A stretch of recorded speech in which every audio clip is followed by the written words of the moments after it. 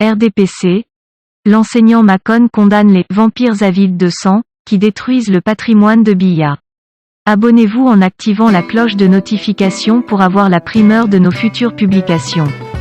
J'ai la faiblesse de croire que certains groupements au sein des réseaux qui se battent à mort pour la conquête du pouvoir suprême utilisent ces reconductions des organes de base pour accélérer le processus de liquidation de ce qui reste de l'héritage du président Paul Biya à la nation camerounaise. En fait, une lecture un peu attentive des événements récents et actuels confirme cette supposition. La rupture systématique des circulaires du comité central du RDPC organisant les présentes assises, par ceux qui sont censés en garantir l'application intégrale et complète, et, par hasard, en cautionner le non-respect.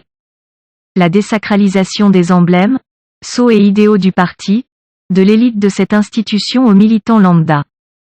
La multiplication des actes de violence et de barbarie, d'une sauvagerie du temps où l'état de nature s'épanouissait, aux antipodes des idéaux du parti et de ce patrimoine de civilité politique prétendument légué par l'homme du renouveau.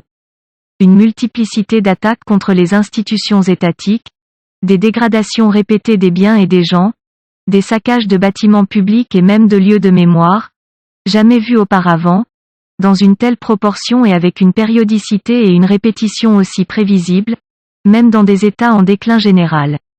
Vraiment perturbant. Surprenant par son caractère généralisé, sa portée et son ampleur.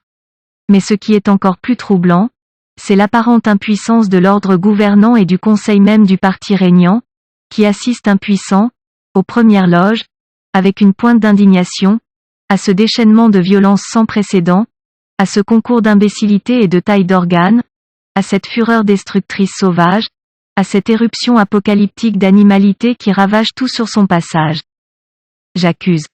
Après avoir durablement morcelé la concrétisation des engagements présidentiels de laisser en héritage au peuple camerounais, la démocratie, et, la richesse, voici que, les mêmes malfaisants, vindicatifs et retors mettent en pièces l'écorce de son navire politique, si patiemment construit, déjà meurtri par tant de luttes et d'écueils, alors qu'il est encore en vie. Quelle méchanceté, mon Dieu! Quelle horreur, Seigneur, envers un homme qui leur a tout laissé, tout donné, au-delà des licences admissibles dans la République et des monarchies acceptables dans la communauté. Je vous accuse. Le Cameroun compte des personnes en prison aujourd'hui pour leurs avis politiques, des détenus politiques donc, comme au temps de l'Ancien Régime, loin des engagements de l'homme pacifique et humaniste sous la tutelle duquel ma génération s'est épanchée.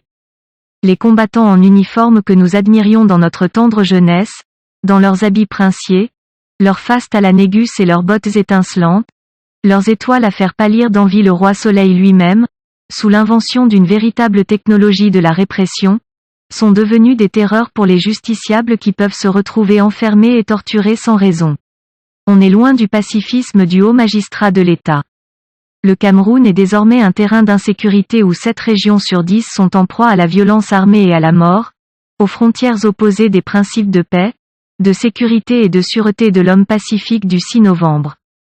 L'errance économique est rampante, un désespoir affligeant indigne la jeunesse qui manque de perspective, une oligarchie de parvenus prévaricateurs éventre chaque jour les coffres de l'État dans une frénésie libidinale et une jouissance carnassière, condamnant tout un peuple à la précarité du désespoir. Une impulsion politico-administrative à la prospérité scandaleuse et criminelle, pille allègrement et impunément des communautés entières, loin de la pondération de leurs créateurs. Maudit président.